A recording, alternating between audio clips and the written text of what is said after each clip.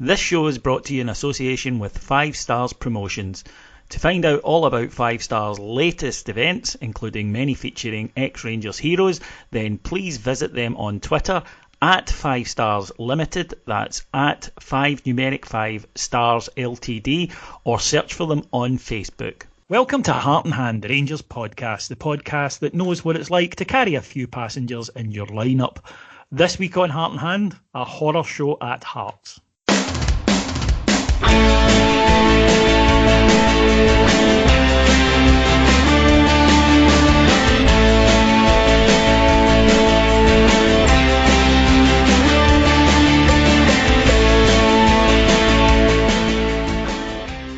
So, welcome to Heart and Hand, the Rangers podcast. My name's David Edgar. I am your host, as always. And joining me this week are two of my very favourite heavyweight podders. First of all, it's the marvellous, mellifluous master of merriment, mirth, and, of course, mopping up. It's Mr. Martyn Ramsey. How you doing, David? I'm not too bad. You've just came to me before the show and said, I'm always on after we get beat. Yeah. Yeah, sorry about that. It's just your soothing tones make me feel better after. It's like a bat signal, isn't it? Yeah, it's just like, we get fucked. Get Martyn. And similarly, on that regard, for clear heads and calm views, it's Mr. Andy McGowan. Hello, folks. No so sure about that heavyweight comment. I'll take that as a positive. How's new fatherhood taking you? Oh, it's great. It's absolutely fantastic. Brilliant. No, missed one game. No, you haven't, actually. You might have wished you had, but no.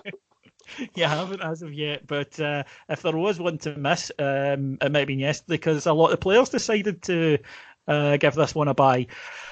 Right, let's start then with the actual performance levels, Martyn, of which there were very, very little to discuss. It's quicker to list the players who weren't awful. I think we'd struggle to find any who were out and out good.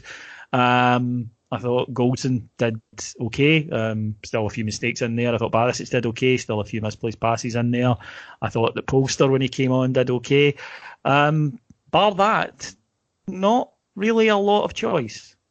Nah, you're struggling. And everything's relative to the other performances. That's why, Goldson and Barisic show up well. It's why Polster shows up so well, because he was hungry, and he was keen, and he would show, and he was brave. He had a couple of decent crosses in, and some decent link up when we were trying to play through down in that corner. So if you judge him in comparison to the player whom he replaced at halftime, he looked like Gary Stevens. I thought Ryan Jack was alright in the first half, and was a wee bit surprised and a bit disappointed to see that he had to make way. Clearly that was a forced change. But I think we're judging these 3 or 4 on, as I said, their collective teammates. A lower bell curve, shall we say. Yes. No, you're probably right there. And the manager himself, Andy, said we had 7 or 8 passengers, and he was right. There were guys who just were nowhere near it. A lot of the ire pointed at Glenn Kamara, obviously for his part in giving away the first goal, but he wasn't alone. I think it was just a collective failure on the day. I don't think that for whatever reason any of them turned up. I don't think many of them have turned up since the winter break. So before we get into the game, then let's chat about this winter break. Now, last year, of course, Rangers went off at Tenerife, did a bit of warm weather training, a mini pre-season, as the manager called it, came back, and then obviously the defeat at Kilmarnock precluded a bit of a slide, ended up being too many points behind Celtic in a late season rally, didn't really count for much. This season, Rangers went to Dubai. Again, another mini pre-season. The manager spoke, but lessons had been learned from last season. Now, it's designed to make sure that there's something in the legs for the end of the season, which I absolutely get. However, I have a slight concern that while that's great, it's not a lot of use if you've blown the league before because you look absolutely shattered. I don't know sports science that well, and I'm certainly not putting myself ahead of the people at Rangers. They know what they're doing. But unfortunately, 2 years in a row something happens, you do need to look at it and say, is there an underlying reason for that? Well, like you, sports science isn't my forte.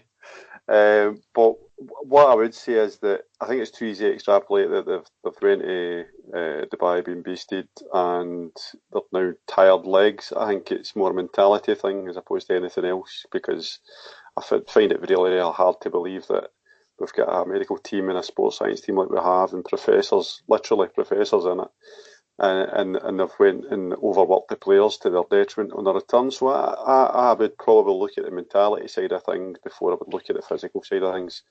And saying that, yesterday I was quite shocked at how off the pace we were, particularly in the middle of the park. So I think it would be a stretch to say it's been a case of poor player management. I think it's more down to what is going through their heads.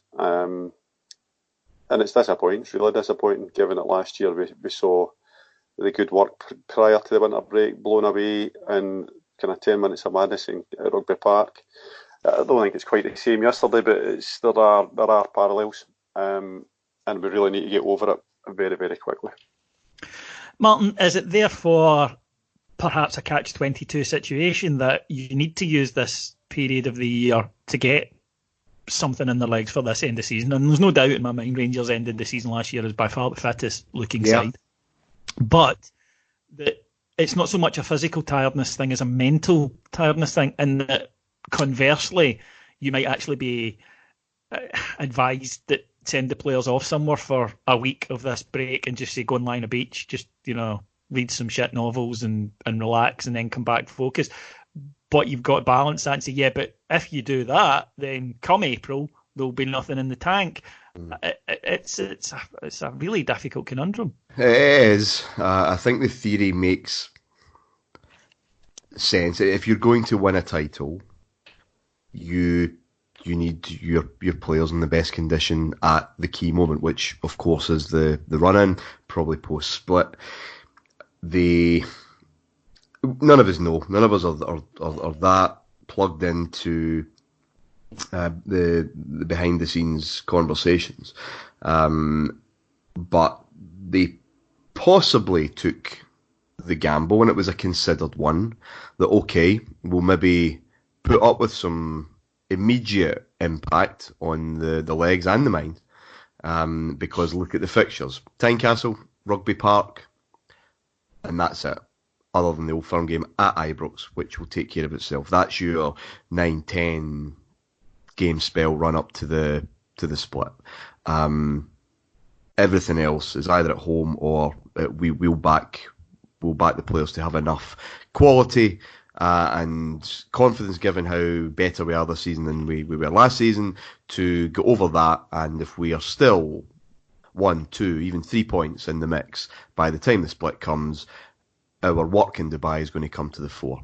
We are miles away from knowing whether that's going to come to fruition, but there's sense there. I don't think the fixture list last season made that as sensible. I think we all knew you nearly hit me on the way out of Ibrox on the 29th of December, 28th, whatever it was. When you said we're going to do it, I said, well, yeah, but what about Kelly away from home? And those 4 games after we come back, we always looked really tricky, and I don't think you could really gamble too much with that, and it didn't work last year. Time will tell if it will this year, but it makes sense in theory, but they do look flat. This wasn't a one-off yesterday in terms of that level of tempo and intensity. They have not looked on it since coming back. You can get away with that at Stranraer at home and St Mirren at home, but we knew, I think all of us to a man and woman inside Tynecastle yesterday, and those watching at home, wanted to see a change in tempo right from the off, and we didn't. No, we didn't. And Andy, something Martyn touched upon there, I thought was actually very much represented by Kamara's performance yesterday. Glenn Kamara, when he's not on it, has this habit of turning with the ball to face his own goal and then freezing when he's not playing well. When he's playing well, when he's sharp, the hips move. He more often than not sidles away from the player and starts something off. When he isn't sharp, focused, whatever you want to call it, and I don't know, but I think we can all agree he wasn't on his game yesterday. It's like he freezes. It's like he can't decide, do I pass it? Do I turn? Do I run with it? Do I put the ball out of play? What do I do? And he does nothing. He just basically stands there.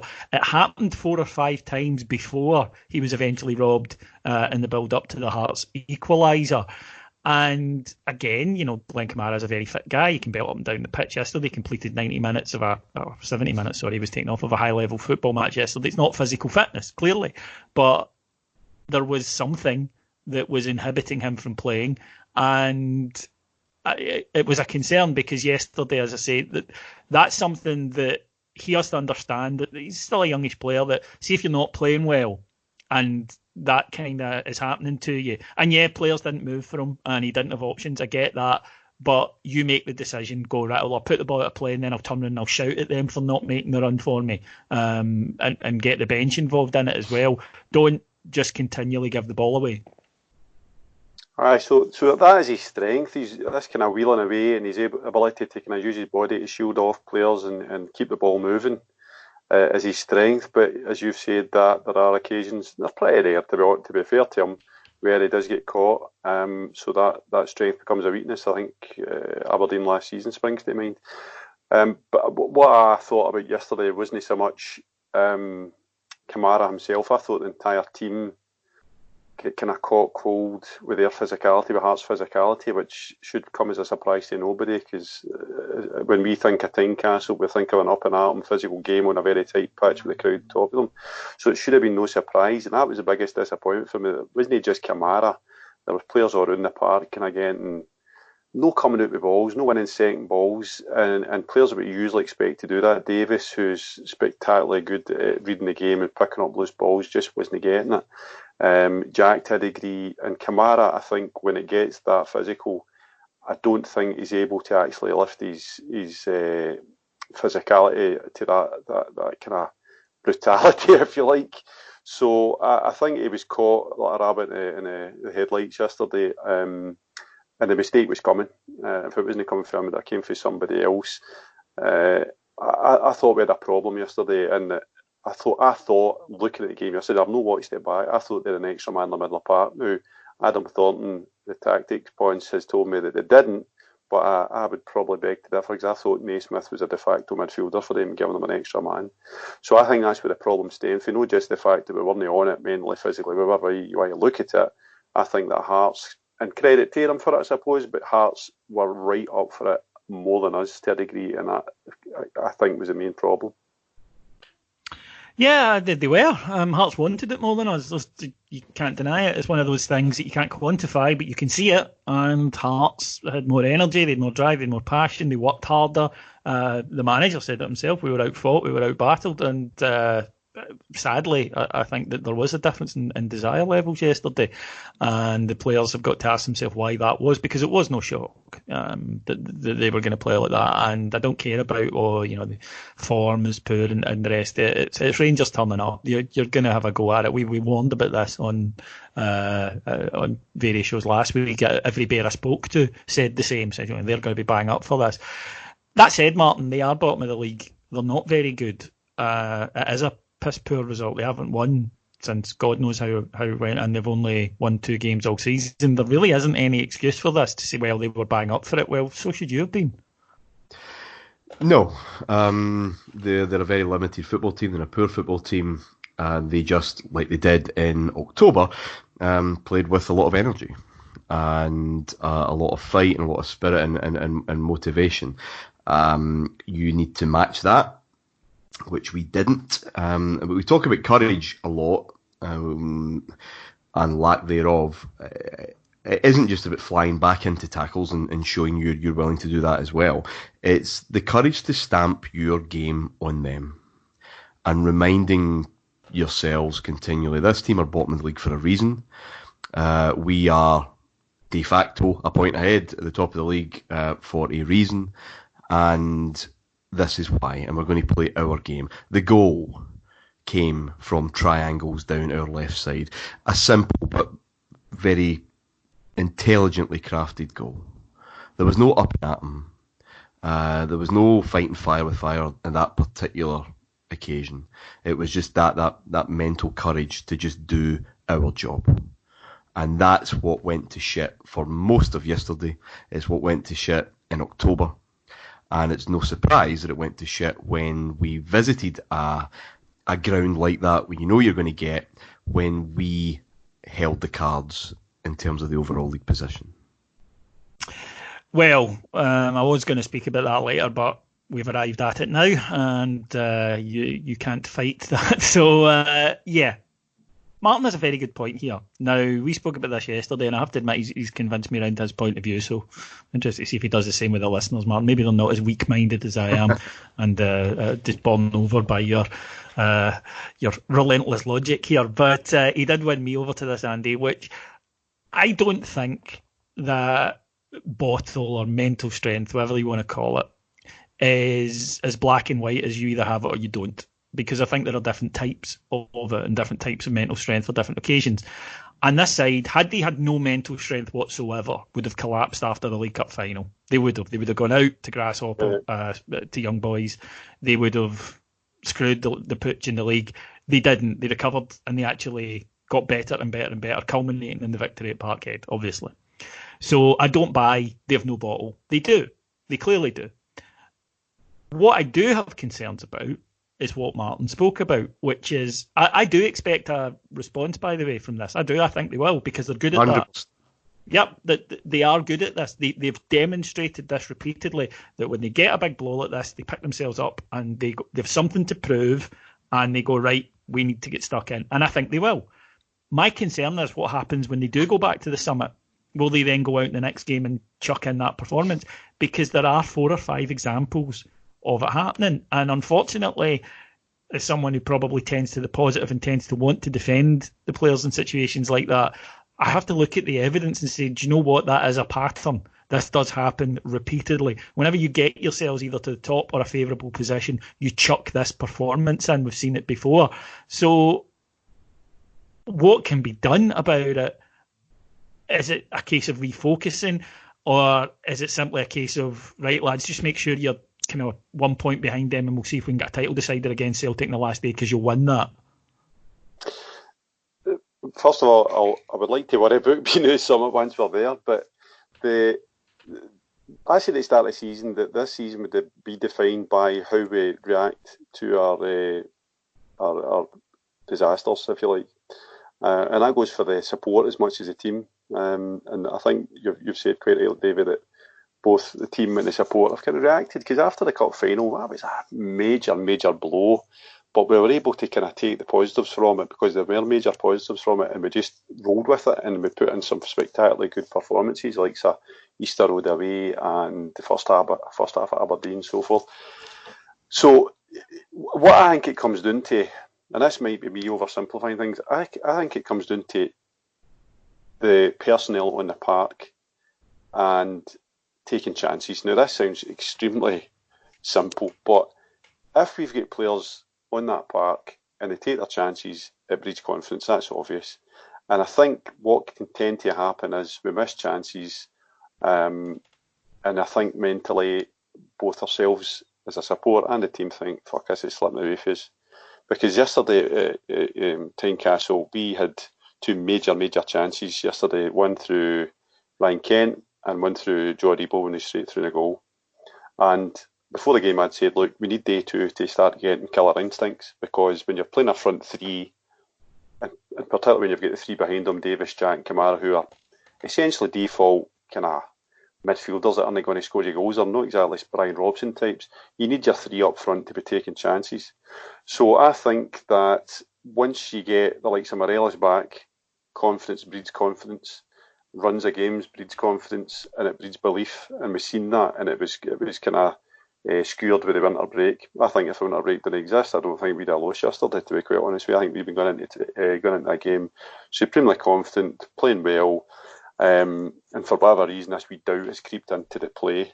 So that is a simple answer, is that you need to start creating momentum once again, and at the moment the momentum's been kind of deflated a wee bit. So hopefully on Wednesday against Ross County we get back to winning ways, we get Morelos back. Weeks after that you'll have Tavernier back and things get back to normal again. And so we're getting a run because, see, for being honest, we've had 3 aberrations this year. We've had Celtic at home, we've had Hearts twice away, I suppose, and then with the second half at Aberdeen. And apart from that, we've not had much to complain about. And the bigger picture is, we're if we win on Wednesday, we're a draw. We're basically that second 45 minutes at Dodgy away for being equal to them. Yeah. So we can't lose our shit and say, oh, everything's going to hell in a handbasket, because that's not the case. If we are still there, and if you'd have offered us at the start of the season or after the Celtic defeat that we'd be 2 points off them come February, you'd have bet your on half of that. So I think perspective is the biggest thing here, and I think confidence will bring us back to where we were just a matter of weeks ago. Yeah, but by the same token, if you'd offered us that we'd have been 2 points behind them after we beat them on December the 29th, I don't think anybody would have taken it. So I know what you're saying. In terms of people losing their shit, I've kind of given up that that's not going to happen now. I think it's just the way of the world that we're in. Avid friends, instantly on to me going, that's it, we fucked it. And it's like, I don't think we have. Oh, how can you say that? Well, okay, I'll maybe talk to you tomorrow when you've calmed down a wee bit. But I think that's just football these days, isn't it? It tends to, you're either the very best or the very worst, and there's not much room in between beside them. Martyn, I mean, was your theory, of course, so you've heard what Andy thinks, you've heard what I think about it. What's your take on the whole mentality issue? It's the one remaining question still hanging over the squad. There have been a few. I've posed some of them, and they've been answered. And that's what you would expect by a team that's progressing. And they are, without a shadow of a doubt. And it's just this one remaining question of how they respond when they do reach the summit, when the altitude changes, if you like, when there's expectation on them. This is a team that loves being reactive. That's borne out by the European performances. It's a team that is very good when it's just slightly behind the 8 ball in the league. That's when you see the runs kind of building up. But it's there. The evidence is there to say that we don't really respond. It's putting the foot down once you get to that advantageous position. We wrestled control back on 29th of December. And so the weight shifts, the expectation shifts, and they've just not looked comfortable. They didn't look comfortable back in October when we went top of the league just before the international break, of course, if you remember. And it's about going to places like that as the front runner and behaving like the front runner. And there's no huge surprise that we struggle with it because we don't have experience of it. The manager has no experience of it. There are a few players in that squad, bar 2 or 3, that have experience of it. We have to get one, if somehow the results panned out over the next few weeks that we went to Rugby Park on the 12th of February, for example, back in that position of advantage and did the biz. That's the kind of thing you need to see. That's the kind of barrier broken through. In terms of yesterday, that's the league over. Of course it's not. The league arithmetic, all things being equal, beating St Johnstone at home, we were 2 points behind in January, with 2 foreign games to come, the first of which being at Ibrox, and quite a lot of home games, of course, to come in the near future. That is not a bad position to be in. I fully expect the response. We're good at those responses, but they last for 5 games. And if you are asking me, would I bet on Rangers winning the league? I probably wouldn't, because you have a fear that, again, days like yesterday will come up again. And the run of 5 league wins in a row, that is good, but given the kind of title race that this looks like being, you need an 8 and a 9. You need the run that bursts through and really, really tips that balance. Of course they can win the league. Of course they can. But it's been able to, the next time, if that situation does arise, it's been able just to put the foot down, having that confidence and that courage to just trust in the football that's got you to that position in the first place, which is the most depressing thing, the most annoying thing about yesterday and the equaliser, the Kamara incident, and there were other mistakes after that. It happens, but the worst thing was that we weren't able to say, well, you know what, we had a 10-15 minute spell at the start of that second half that was the Rangers, and let's go and do that again. We weren't able to impose that again, and I think everyone in the ground knew, if this could go on for 45 minutes, we're not going to score. And that's the doubt. That's the one remaining question that they need to address, and it's that. It's not that we're going to collapse, and it's not that this is going to be an absolute disaster in terms of league form. I really would be surprised if we dropped another point for a while. But it's just how we respond to being the front runners. And yeah. Yeah. So I agree with you there, man, because if we were to get into a helicopter Sunday scenario again, I wouldn't back us, because there's just something that's, I don't know if it's self-doubt in us or if it's in the team, but you just feel as if they wouldn't get over the line, they wouldn't be able to get through those crunch acid tests.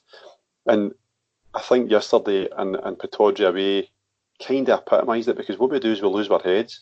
We are a good football team, we play good football from the back, and what we did yesterday and what we did second half in Pittodrie was play to their strengths.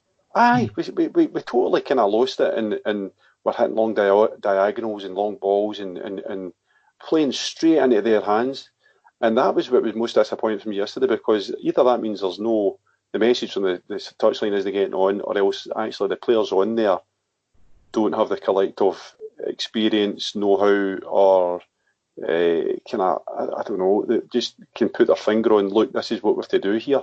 That's what I think Martyn refers to when he says bravery isn't always pinning into tackles and competing for high balls. Bravery is going, no, we're not going to do this. We will play our way out of tricky positions. We're willing to show that we back ourselves to be good enough to do what we're good at, rather than getting sucked in. And you're right, the two occasions that you mentioned, that's exactly what Rangers did.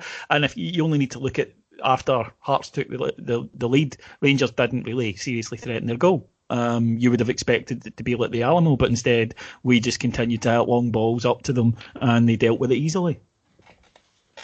Absolutely. And the substitutions belie the way we were playing, because we brought in Ojo and we're still hitting long balls and long diagonals. So I don't think it's coming from the manager. I think the manager would like to see us continue to take belief and do what we're doing. Play for the back. I mean, you can criticise Golson. Folk get on Golson for trying to play football when he shouldn't try to play football, but we can play for the back. But I think what happened yesterday, Dave, I think it's just as simple as we shat it because we weren't getting on the ball. We weren't getting to play 2, 3, 4 passes in a row, but we're getting totally dominated, particularly in the middle of the park physically. Yeah, the midfield have been off it. They've all been off it.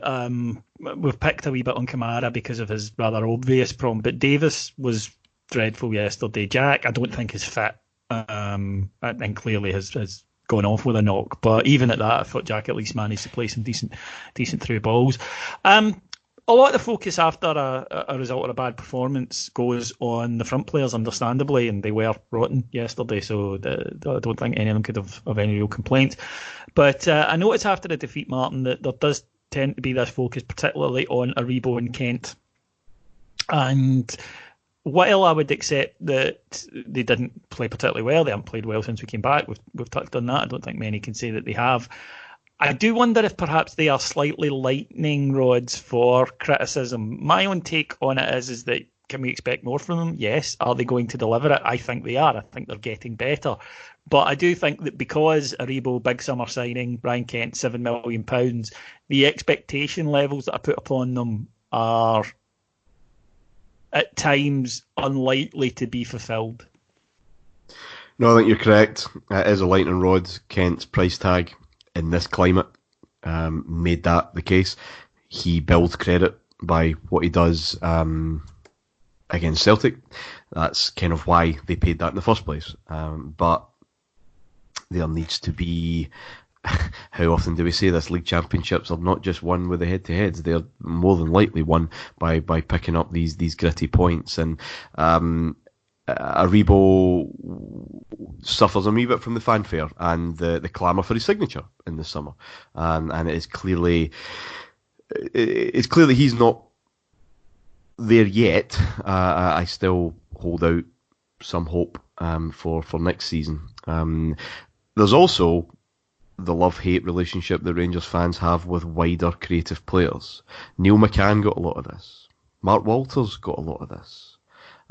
Because they will drift and they will not do what they're capable of doing, this kind of game-winning magic. If you're not doing that every week, well, why not? We're so used to seeing the more industrious players give that solid 7, 8 out of 10 every week. And we struggle to understand why the creators can't do that, as if football was that simple, especially a team against a team who are keen on obliterating creativity from the pitch. But no, there's a whole host of factors going on there, and are you going to get that consistently from both of them, either of them? Probably not, which means we need to have other options there, and that's a bigger issue. Yeah. And as I say, I think that it's likely to continue because they will always be that focus. But you're right, we do this with wingers a lot. Well, why are you not beating your man every single time? And it Laudrup spoiled us. It's that simple. Yeah. We used to understand that wingers, that there are good parts and bad parts. But I think that you might be onto something with that. So we've spoken then about picking ourselves up and dusting ourselves off. It will be helped by the return of Alfredo. But the other main miss at the moment, Andy, is James Tavernier, who the manager's saying probably back in about 10 days or so. And it's interesting because I've got to hold my hands up here and admit that something that I was wrong about. And that's that when I was growing up, because of the year I grew up, I got to see people like Terry Butcher and Richard Gough and Graham Souness and Ian Ferguson. And that's my idea of a leader, chest out and, shouting at those around him and being this very visible vocal presence. And I've kind of looked at Tavernier in the past and went, oh, he's not doing it. And then, because he's always there, you don't really get a chance to notice what it's like when he's not. Well, he hasn't been. And it's a different type of leadership. And I see that now. Tav's leadership is that he doesn't hide and that he does constantly show for the ball and that he is constantly there trying to make stuff happen and getting on with it. And he's not the world's greatest footballer. He makes mistakes. We know that. But I really thought we missed that from him yesterday. And as I say, it's not that he doesn't have leadership skills. It's that I need to change what my view of leadership skills are. Yeah, and I've banged the drum for Tavernier for a long time. Even in the dark days of Martyn and getting stuffed 5-0, 4-0 off Celtic, he was the only guy to me that actually looked as if he had the kind of physical capability to remain with a better Rangers team. And it's been proven to be correct. I think last season and this season so far he's been exceptionally good for us. And what I always said to his critics were, this guy will never hide. And he was becoming a kind of default go-to guy that if we were chasing a game or our goals behind or whatever, James Tavernier was the guy that we looked to actually get something created and get balls in the box and beat a man and create that space or that bit of magic. So there was, I was fairly incredulous at the start of the season when we had kind of murmurs for some quarters that, he wasn't up to scratch and his form was poor and they missed a penalty here and they missed a penalty there and they should be dropped. And I thought, for fuck's sake, do you watch Rangers? Because this guy is absolutely integral to the way we play and the way Gerrard sets up.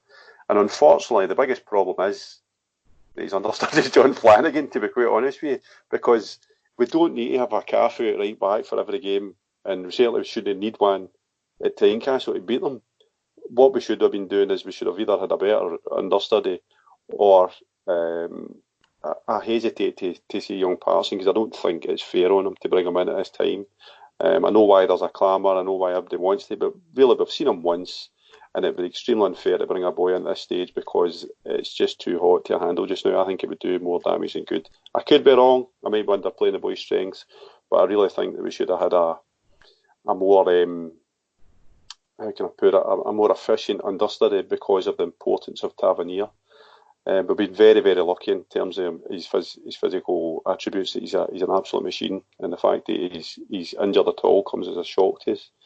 So you're right. Leadership is taking different forms. Davis does similar, leads by example, as opposed to a Terry Butcher kicking indoors kind of stuff. We need more of that. Sometimes personally, and maybe this is me being old school, I feel that the old fist shaking players are missed in our Rangers team just now. I think it's missing football in general, but we did miss his leadership yesterday. That's a legitimate point, Martin, expressed by a lot of fans, which is that, is it a concern that why do we keep trying to play the same way when we don't have like-for-like replacements for players? And that looked the case yesterday. Flanagan, who was awful, right? I mean, let's not try to dress it up. He was rubbish, but he does have his strength, but they're not Tav's strength. He doesn't do what Tav does. He can't. He just doesn't have the capability to do it. Jermaine Defoe, who, again, has his strength, but he's not Alfie. And yet we were playing as if they were both there, and they weren't. Yeah, that rips man it and like nothing else. We how many times have we been here? We know it'd be ideal to have Morelos yesterday because it's a very much a game that we could use him pushing Hearts back and creating a bit of space for Kent even just to slip in. But we know that's not the case. It took us a while. It took until an enforced long absence from Morelos last season. Really from the management to change things up, and we played a very different way. I wonder if you really are playing to Defoe's strengths, whether you need Arfield there, because they had an understanding at the tail end of last season that worked very well, and in a different way from Morelos. But again, this is nothing new. How many years did it take us to appreciate that Hateley had left Rangers? Dave McPherson never got the hang of it, no. So it's when you have a number, we've obviously got 3 or 4 absolute first choice. There's no question about it, and Morelos doesn't miss through injury, thankfully, because he misses enough for other reasons. But when he's there so often, and he's such an integral part, it must become a wee bit like second nature, just to play that way. But you're professional footballers, you should be intelligent enough to adapt. And I can't believe that the management haven't been impressing that message in training. Maybe just looking at different shapes and different things. But again, in the heat of battle, and the heat of the pressure being on as front runners, whatever lessons were learned, whatever strategies were discussed, they go out the window because we lose that composure, we lose that confidence at a vital moment. That's my only criticism of Gerrard today, is that I'm disappointed we've never tried different formations. We tried 3 at the back against Motherwell last season. It didn't really work, and we never ever tried it again.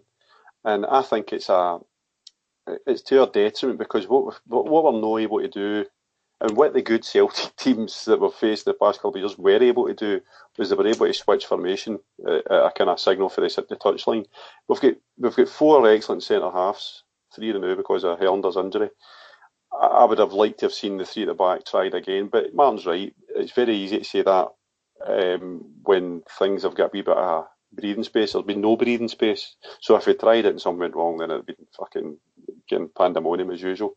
Which is maybe why we did change it after the third Old Firm game last season when Morelos got sent off. Yeah, and we changed it slightly, a bit more narrow, but the pressure was off. We won 6 league games in a row, and we looked fluid, and some of the best football we played all season. Pressure off, and just a wee bit more intricate, not having that Morelos kind of battering ram thing with a wee bit of flatter 3, with a bit more width from those guys. They were tucking in a wee bit more centrally. So we did, but again, the pressure disappears, so it's maybe easier to try that out.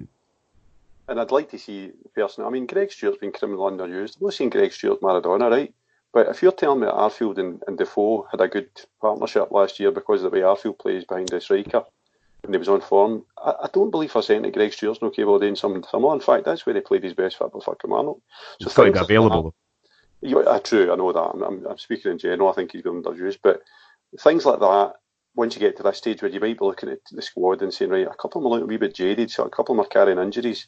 You're bringing guys in that actually haven't had a run of games, because Edmondson might come in and it'll be his first time he's played. Stewart, Jones, he keeps persevering. Mojo for the bench, he does nothing. So things like that are kind of starting to kind of prick me.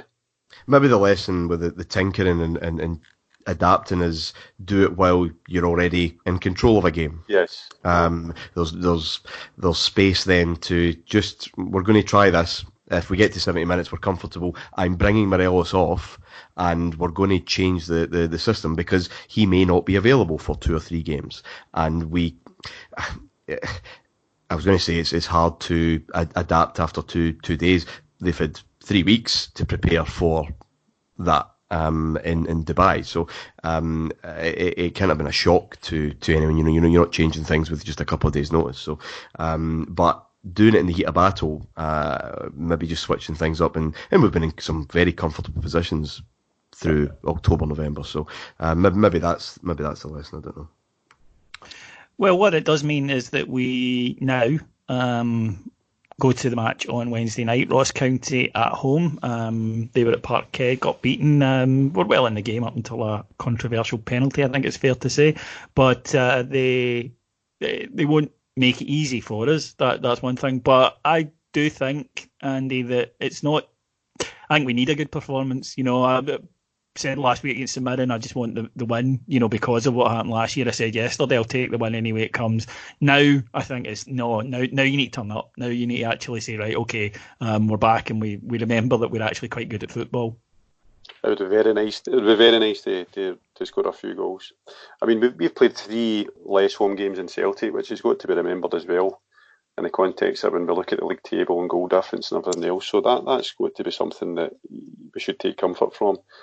But we won't if we don't do something on Wednesday night, because the Kamara and St Mirren games had huge similarities in that we're obviously playing against teams that are going to be super defensive. And it gets harder without Morelos here, because Defoe's a different type of player. Defoe kills teams with his movement, and if there's no space to move in, then it's very, very hard for the guy. So Morelos coming back has got to be something that we look for as a massive positive. Ross County certainly won't be looking at it and saying, oh good, Morelos is back. And I would like to see us come out and kind of get back into swing of things, playing the football we were playing before the break, where we were actually the midfield was the fulcrum of everything, and it took the pressure off the front 3, because yesterday we're looking at the front 3 say, go on, give us something. Whereas before the whole team was contributing, the centre halves were contributing, the corner kicks and stuff like that. So I think if we have a good victory on Wednesday, it should set us up. It should set us up. I think we'll be fine. We'll be fine on Wednesday, and the 2 fixtures thereafter, I think, are actually ideal. Home games against Aberdeen, Hibs. There's going to be a bit of a freeze on about the stadium. We're obviously now just behind again. Players with the bit between their teeth, you would hope, and I would certainly expect. And it could be a wee bit attritional, but not in the same way. If we had another St Mirren, for example, on Saturday, and you're playing Ross County, St Mirren, St Johnstone or something like that, and 3 games in succession, that could be tough to watch. I think this is a perfect kind of run, actually, before the cup comes back, and I do fully expect us to respond pretty strongly. This week sees the end of the transfer window. Rangers have been true to their word that they were more interested in getting players out the door this window than bringing any in. But obviously, we're Rangers fans. Anytime we get a defeat, we want to buy players. That's what we grew up with. And a few people saying, and I think that it's a fair point, when you looked at the bench yesterday, okay, we were missing a couple of players, but suddenly the options didn't look that great. Do you expect Rangers to move in? So I would like to think we'll get somebody in, but I wouldn't guarantee it. I think I'm basing this on the fact that if you've got a wage bill set at the start of the season and you're trying to get rid of Docherty, Murphy, whoever else was going out the door, your wage bill doesn't your wage budget doesn't get cut mid-season, so there's got to be a bit of headroom there for either a loan move or getting somebody we're going to get a pre-contract in earlier. So I'd like to think that there will be somebody come in. I think we do need it. I mean, I know Gerrard's making noises about working with a tight squad and keeping it lean, but I go back to the bench yesterday. We had Ojo, and I don't want to pick any boy, but he's not really done much when it matters, when he's come off the bench. And he didn't do anything yesterday again. So I would like to see Jones be treated as a new signing, because I've got high hopes for Jones. I really thought it was excellent before he got his injury. You did tell us that you thought Andy King had a big part to play in Well, he did. Still does, Andy, doesn't he? But he still will. He does for Huddersfield. Well, there you go. I was right then, wasn't I? You just didn't state where. Fair enough. Exactly. So, Jordan Jones, that's a kiss of death on him, too. That's it. Absolutely fucked that boy. Well done. Hope you're happy. I think we'll a wee midfielder come striker, I think, probably would be nice, but who knows? Martyn? If we could, there would be other options in and around not in and around, you can't be in Morelos, that's horrific. Just around that forward, because we've discussed that lack of strength and depth, and it's so important to the way we play. I think, given the way we play, given how central Morelos is to his, it's very Spursy. Are you really going to get a third striker that's willing and is able to really do a job if called upon? It's so hard when you know, all things being equal, that this guy will start absolutely every game and play every single minute of that game. So it has to be around that focal point. My big concern would be that if there are not deals being advanced, that you're basically starting from scratch with a week to go before the window closes, that doesn't often work well. No, it doesn't. And I'm sure that they've had targets that they were thinking, right, if this player becomes available, then we'll go for him, and maybe just stepped up the interest. Also, guys do become available late in the window when other clubs have made their purchases or whatever. But yeah, I wouldn't be surprised if a couple came in, nor would I fall down shocked if we just go with what we've got. But what is clear is that the players who are there need to do a lot better starting this Wednesday. Andy, can I have a prediction from you? 3-0 to Rangers. Martyn? Yeah, 3-0. No, that's a full house, folks, so get your money on 3-0. And if it is 3-0 and you haven't, then it's all your own fault. And if you did, we put a disclaimer in saying that we are not recognised as tipsters. So there you go. Thank you to our executive producers in London, Mr. Mike Lee and Paul Myers. And thank you to my two wonderful guests today. First of all, Mr. Martyn Ramsey. Thank you, David. And Mr. Andy McGowan. Pleasure as always, David, even in defeat. Thank you for listening, folks. We will be back on Thursday with Heart and Hand Extra. Until then, you know what to do. Just pop over to our Patreon site, patreon.com/Heart and Hand, where you will find all the content that your heart desires. Until I talk to you again, have a good week. Bye-bye.